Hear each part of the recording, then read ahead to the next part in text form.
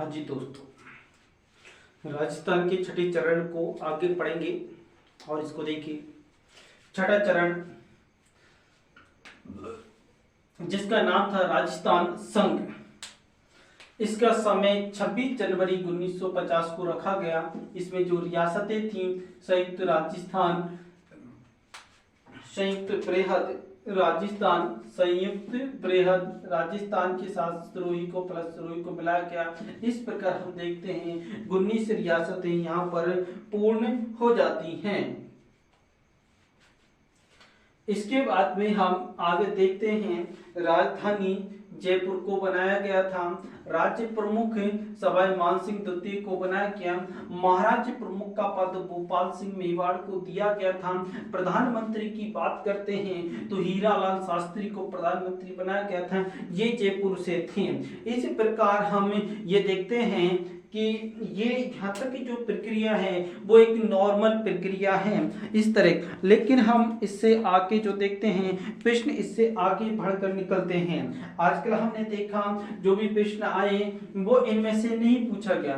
प्रश्न इससे आगे जो मैं पढ़ाऊंगा उनमें से प्रश्न पूछे जा रहे हैं, उनमें से पूछे गए थे। ऐसे दो प्रश्न पूछे गए जो यहाँ जोड़े गए हैं। जैसे कि पूछा गया गोकुलभाई भट्ट का जो गोकुलभाई भट्ट कहाँ के थे, यानी कि सुरही के विलयकरण से संबंधित पूछा गया। तो उसमें हातल को पूछा गया था जो सुरही के विलय में इसमें समाहित होता है। इसके बाद रीट परीक्षा में जो पूछा गया था वो 5 जनवरी 1949 को सुरही किस एजेंसी को दी गई थी? Rajasthan agency, Mumbai agency, Gujarat agency, Madhya Pradesh को। तो इसी प्रकार अनेकों लोगों ने अपने अपने उत्तर दिए और वास्तविकता में उसका आंसर क्या था? मुंबई एजेंसी था। तो इस तरह हमने इन सभी प्रश्नों को, जहां से प्रश्न बनने की संभावना है। इससे आगे हम यहां से ये पूछ सकता है 8 नवंबर 1948 को कहां से दिया गया था, या इस तरह कोई भी प्रश्न को आपको पूछ सकते हैं। तो मैंने बाकी की अन्य तिथियां भी इसमें समाहित की हैं। जैसे कि मैंने कहा, देखा नवंबर 1947 की आजादी से पहले राजस्थान का एकीकरण नहीं हुआ था। उससे पहले सिरोही गुजरात एजेंसी को दे दिया गया था, क्योंकि सिरोही को लेकर के राजस्थान और गुजरात के मध्य विवाद चल रहा था। राजस्थान चाहता था कि सिरोही राजस्थान में आए और गुजरात चाहते थे, गुजरात के नेता चाहते थे, वल्लभ भाई पटेल भी गुजरात के थे, तो उनकी ज्यादातर भावनाएं गुजरात के नेताओं के साथ थी। वो भी चाहते थे कि सिरोही गुजरात के अंदर चला जाए, लेकिन राजस्थान नहीं चाहता था कि सिरोही गुजरात को जाए। एक ऐसा ग्रीष्मकालीन गर्मियों के समय में ऐसा वातावरण, ठंडा स्थान होना चाहिए जहां अधिकतर राजस्थान के जो राजा थे, गुजरात से हो या जोधपुर से, वो सिरोही में जाके माउंट आबू में ही निवास करते थे। तो इसलिए सिरोही माउंट आबू को लेकर के ज्यादा समस्याएं थी, इसलिए नेतागण उन्हें अपने अपने राज्य में लेना चाहते थे। और अंत में राजस्थान की विजय हुई और सिरोही राजस्थान को ही प्राप्त हुआ था। तो हम देखते हैं नवंबर 1947 में जो सिरोही है वो गुजरात एजेंसी को दे दिया गया। इसके बाद में 10 अप्रैल 1948 को हीरालाल शास्त्री जी जो आगे प्रधानमंत्री बनते हैं राजस्थान के, तो उन्होंने एक पत्र लिखा और उस पत्र को तार के माध्यम से सरदार वल्लभ भाई पटेल को भेजा। और इसमें उन्होंने कहा था कि यह जानकर प्रसन्नता हुई कि उदयपुर संयुक्त राजस्थान में शामिल हो रहा है, जिससे सिरोही का राजस्थान में शामिल होना और भी आवश्यक हो गया है, ऐसा हीरालाल शास्त्री ने कहा था। फिर हमारे लिए सिरोही का अर्थ है गोकुल भाई भट्ट, और बिना गोकुल भाई के हम राजस्थान नहीं चला सकते।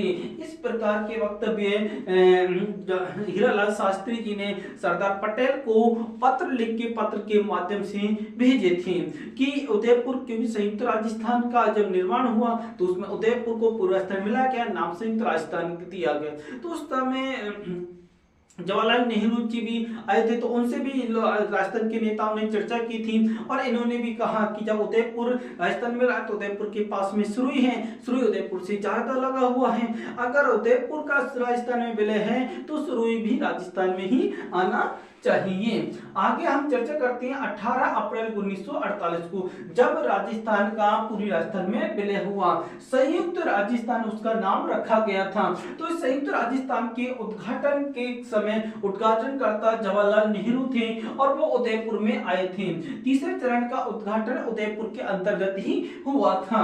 तो यहाँ पर राजस्थान के नेताओं ने सिरोही का विलय राजस्थान में करने की मांग की। ऐसा उनसे प्रार्थना की जवाहरलाल नेहरू से कि आप सिरोही को राजस्थान में मिलाए, उसमें अपना हस्तक्षेप करें। इसके बाद हम आगे देखते हैं 18 नवंबर 1948 की डेट। 18 नवंबर 1948 को सिरोही का शासन प्रबंधन भारत सरकार को सौंप दिया गया।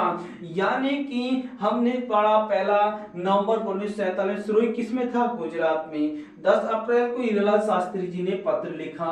18 अप्रैल को नेहरू जी को देख करके समस्या हुई, उनसे कहा गया। उसके बाद में निर्णय लिया गया 18 नवंबर 1948 को सिरोही किसको दे दिया गया? भारत सरकार को सौंप दिया गया। कब? 18 नवंबर 1948 को सिरोही किसे दे दिया गया? भारत सरकार को सौंप दिया गया। अब भारत सरकार ने सिरोही को किसको सौंप दिया? बंबई सरकार को सौंप दिया। बंबई को कब सौंपा? 5 जनवरी 1949 को।